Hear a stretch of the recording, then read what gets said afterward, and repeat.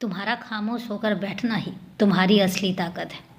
लोगों को ना बोलकर अपनी ताकत का अंदाज़ा बताना पड़ता है, लेकिन तुम्हारी एक खासियत है कि जब तुम बहुत चुप हो जाते हो, जब तुम बहुत शांत हो जाते हो, तो ये समझ लो कि लोगों को शक होने लग जाता है कि तुम्हारे अंदर कुछ ऐसा चल रहा है जो बहुत ही ज़्यादा खतरनाक साबित हो सकता है। इसलिए मैं तुमसे कहता हूँ बार बार कि तुम्हारी खामोशी बहुत बड़ा हलचल पैदा कर सकती है और करती भी है।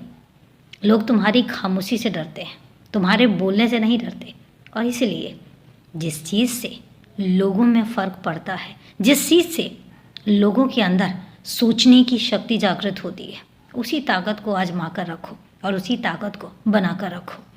तुम्हारी खामोशी तुम्हारी बहुत बड़ी ताकत है और इसलिए इसको बर्बाद मत जाने देना। जब तुम्हें लगता है कि तुम्हें जहाँ पर बोलना चाहिए, गुस्सा करना चाहिए, वहाँ पर कुछ भी करने की ज़रूरत नहीं है।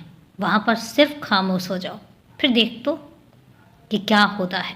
देखते जाओ, इसके बाद तुम्हें पता चलेगा कौन क्या तुम्हारे बारे में कहता है, कौन क्या तुम्हारे बारे में सोचता है और कौन कितनी तुम्हारी परवाह करता है।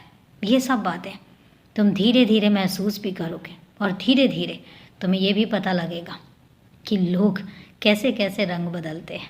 तुम्हें क्या लगता है कि मैं अनजान हूँ या मुझे कुछ नहीं पता? नहीं, मुझे सब कुछ पता है और मैं सब कुछ जानता भी हूँ, लेकिन फ़र्क सिर्फ इतना है कि मैं बोलता नहीं हूँ। मैं खामोश होकर सिर्फ देखता हूँ और उसके बाद जो कर्म करते हैं उसके हिसाब से मैं उनको परिणाम देता हूँ। तुमसे एक बात कहता हूँ कि आजकल तुम अपने काम को लेकर इतना ज़्यादा शांत क्यों हो गए हो? क्यों ऐसा हो गया है कि तुम्हें अपने काम को सही तरीके से करने में मज़ा नहीं आ रहा है? हो सकता है तुम्हें शायद उसका परिणाम उस तरीके से नहीं मिल रहा है और इसीलिए तुम खामोश से हो गए हो। लेकिन मैं तुमसे कहता हूँ, फिर नए तरीके से शुरुआत करो। तुम्हारी तरक्की, तुम्हारी जीत सब कुछ यहीं पर ही है, इसी में है। बस अपनी मेहनत को ज़ाया मत जाने दो। मेहनत लगातार रखो, क्योंकि तुम्हारी मेहनत से ही तुम्हें उसका परिणाम मिलेगा। तुम्हारी मेहनत से ही तुम्हें तुम्हारी मंजिल मिलेगी।